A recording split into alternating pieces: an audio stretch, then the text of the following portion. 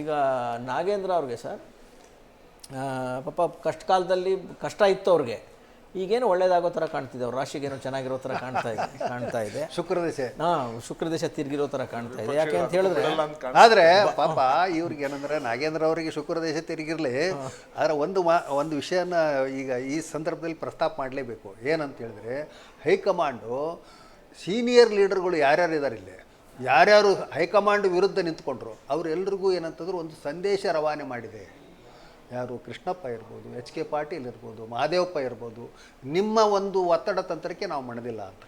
ಅದು ಒಂದು. ಮತ್ತು ಉಳಿದದ್ದು ನೀವು ಏನಪ್ಪ ಅಂದರೆ ಹೇಳಿ ಮಾತಾಡಲ್ಲ ನಾಗೇಂದ್ರಾಗೆ ಇನ್ನೇನು ಹೋಯ್ತು ಅಂತ ಹೇಳ್ತಾ ಇದ್ದಾರೆ. ಹೌದೌದು, ಪಾಪ ಅವರ ಟೆನ್ಷನ್ನ ದೇವರೇ ಬಲ್ಲ.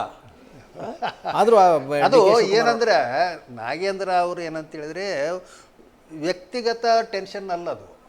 ಅವ್ರು ಏನಂತ ಅದೇ ಶಿವಕುಮಾರ್ದು ಮೊನ್ನೆ ಹೇಳಿದ್ರಲ್ಲ ನೀವು, ಎಲ್ಲರದು ನಾನೇ ಅವರೇ ಹೊತ್ಕೊಳ್ಬೇಕಾಗಿದೆ ಅಂತೇಳಿ. ಹಾಗೆ ಯಾರ್ಯಾರ್ದು ಎಲ್ಲ ತೊಗೊಂಡು ತಮ್ಮ ತಲೆ ಮೇಲೆ ಹಾಕ್ಕೊಂಡಿದ್ದಾರೆ. ಯಾವ್ಯಾವುದೋ ಪಕ್ಕದ ರಾಜ್ಯದ ಎಲೆಕ್ಷನ್ಗಳು ಅವು ಇವು ಎಲ್ಲವೂ ಸೇರ್ಕೊಂಡು ಅವ್ರ ತಲೆ ಮೇಲೆ ಹಾಕ್ಕೊಂಡಿದ್ದಾರೆ. ಏನು ಮಾಡ್ತಾರೆ ಸರ್, ಲೀಡರ್ಗಳು ಹೇಳ್ಬೇಕಾದ್ರೆ ಫಾಲೋ ಮಾಡಬೇಕಾಗುತ್ತೆ, ಹೇಳಿದ್ದನ್ನು ಕೇಳಿರ್ತಾರೆ ಅಂತ ಅನಿಸ್ತಾ ಇದೆ. ಆದರೆ ಅವ್ರದ್ದು ವೈಯಕ್ತಿಕವಾಗಿ ಏನಿದೆ ಎಷ್ಟಿದೆ ಅದರೊಳಗಡೆ ಒಂದಿಷ್ಟೆಲ್ಲ ಹುಡುಕ್ಬೇಕಾಗದೆ ಹೊರತು ಅದರಲ್ಲಿಂದ ಇಡಿಯಾಗಿ ಅವರು ಅದಕ್ಕೆ ಏನಂತಂದ್ರೆ ಬಲಿಪಶು. ಬಿಜೆಪಿರು ಈಗ ಹುಡುಕಿ ಹಿಡಿದು ಬಿಟ್ಟಿದಾರಲ್ಲ ಸರ್, ಏನು ಮುಗಿಸೇ ಬಿಡ್ತಾರಾ ಅಥವಾ ಏನು ಹಠ ಹಿಡಿದು ರಾಜೀನಾಮೆ ಕೊಡಿಸ್ಬಿಡ್ತಾರಾ ಅಂತ? ಅಲ್ಲ, ಇವರು ಬಿಜೆಪಿ ನೋಡಿ, ಈಗ ಬಿಜೆಪಿಯವರು ತಿಮ್ಮಾಪುರ ಅವರಿಗೆ ರಾಜೀನಾಮೆ ಕೊಡಿಸ್ಬೇಕಂತಂದ್ರು, ಕೊಡಿಸಿದ್ರ? ಇಲ್ಲ. ಯಾಕೆ ಕೊಡಿಸ್ಲಿಕ್ಕಾಗಿಲ್ಲ? ಬಿಜೆಪಿಯವ್ರದ್ದು ಎಲ್ಲೆಲ್ಲೋ ಏನೇನೋ. ಈಗ ಅಶೋಕ್ ಅಲ್ಲ ರೀ, ಅಶೋಕ್ ಅವ್ರದ್ದೇ ಒಂದು ವಿಚಾರ ಇರ್ತದೆ, ವಿಜಯೇಂದ್ರ ಅವ್ರದ್ದೇ ಒಂದು ವಿಚಾರ ಇರ್ತದೆ. ಅಶೋಕ್ ಅವರು ಬಿಡದಿ ಬಡದಾಟಕ್ಕೆ ಹೋಗಿ ನಿಲ್ತಾರೆ, ವಿಜಯೇಂದ್ರ ಅವರು ಅವ್ರದ್ದು ವಿಡಿಯೋ ಸ್ಫೋಟ್ ಆಗ್ತದೆ. ಹೌದಾ?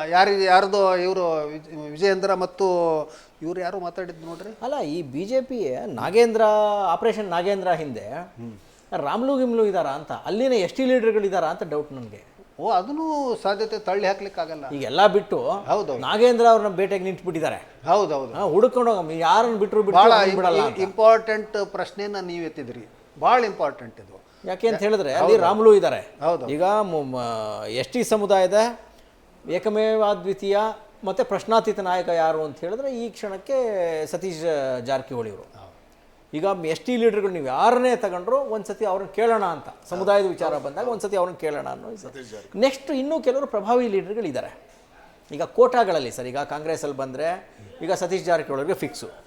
ಅದರ ನಂತರ ಯಾರು ಅಂತ ಬಂದಾಗ ಆ ನಂತರದ ಸ್ಥಾನಕ್ಕೂ ಫೈಟ್ಗಳು ನಡೀತಾ ಇರ್ತವೆ. ಈಗ ಸಮುದಾಯದ ವಿಚಾರ ಬಂದಾಗ ಈಗ ಸತೀಶ್ ಜಾರಕಿಹೊಳಿ ಬಿಟ್ಟರೆ ಬೇರೆ ಯಾರು ಆಕ್ಟಿವ್ ಆಗಿದ್ದಾರೆ, ಇವರು ಒಳಗಡೆನೆ ಒಬ್ಬರನ್ನೊಬ್ಬರು ಫಿನಿಶ್ ಮಾಡುವ ಪ್ರಕ್ರಿಯೆ ಕೂಡ ನಡೀತಾ ಇರ್ತದೆ. ಇದರ ಭಾಗವಾಗಿ ಏನಾದ್ರು ಬಿಜೆಪಿ ಕುಲವೈರಿ ಅನ್ನೋಂಗೆ. ಹೌದು, ಕುಲಕ್ಕೆ ಕುಲವೈರಿ,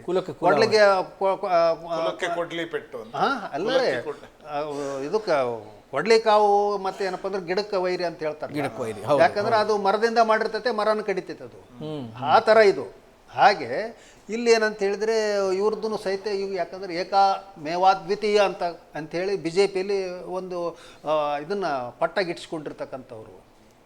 ರಾಮುಲು ಏನಾರು ಇಡ್ತಾ ಇದ್ದಾರಾ ಅಂತ, ಬಾಂಬು ಡೈನಾಮಿಟ್ ಇಡ್ತಾ ಇರೋದು ರಾಮುಲುನಾ ಅಂತ ಒಂದು ಅನುಮಾನ. ಅದೇ ರಾಮುಲುದೇ ನಾನು ಹೇಳಿದ್ರೆ. ಅಲ್ಲಿ ಈಗ ಅವರು ಈವನ್ ನಾವು ನೀವು ಚರ್ಚೆ ಮಾಡಿದಂಗೆ ರಾಜ್ಯ ಅಧ್ಯಕ್ಷ ಸ್ಥಾನಕ್ಕೂ ಬಿಜೆಪಿಯಿಂದ ಏನಂತಂದ್ರೆ ಮಾಡಬೇಕು ಅಂತೇಳಿ ಪ್ರಯತ್ನ ಮಾಡಿದ್ರು. ತಾವು ಏನಪ್ಪ ಅಂದ್ರೆ ಒಂದು ಅಧ್ಯಕ್ಷ ಮಟೀರಿಯಲ್ ಅಂತಕ್ಕಂಥ ಇದನ್ನು ಸಹಿತ ಏನಂದ್ರೆ ಅವರು ಪ್ರದರ್ಶನ ಮಾಡಿದ್ದಾರೆ. ಆಮೇಲೆ ಇತ್ತೀಚೆಗೆ ಒಳ್ಳೆ ಭಾಷಣ ಕಲ್ತ್ಬಿಟ್ಟಿದ್ದಾರೆ ರಾಮುಲು. ಹೌದು, ಬಂದು ಬರೇ ಅಂದ್ರಗಿನ ಅಂತೇಳಿ ಅಂತಿದ್ರು. ನಾವೆಲ್ಲ ಅವ್ರಿಗೆ ಅಂದ್ರಗಿನ ಅಂದಗಾಡು, ಬಳ್ಳಾರಿ ಬುಲ್ಲೋಡು, ಹೌದೌದು ಅದೇ ಹೇಳ್ತಾ ಈ ತರ ಕರಿತಾ ಇದ್ದಾರೆ. ಅಂದ್ರಗಿನ ಹೋಗಿದೆ, ಈಗ ಹೋಗಿದೆ, ಬೇರೆ ಬೇರೆ ರೀತಿಯಿಂದ ಮಾತಾಡ್ತಾ ಬೇರೆ ತುಂಬಾ ಲಾಜಿಕ್ ಆಗಿ, ತುಂಬಾ ಕಾಮಿಕ್ ಆಗಿ, ಸಟೈರಿಕಲ್ ಅಲ್ಲ. ಡಿ ಕೆ ಶಿವಕುಮಾರ್ ಅವ್ರನ್ನ ಫಾಲೋ ಮಾಡಿದಾರೆ ಅಂತ ಅನ್ಸುತ್ತೆ.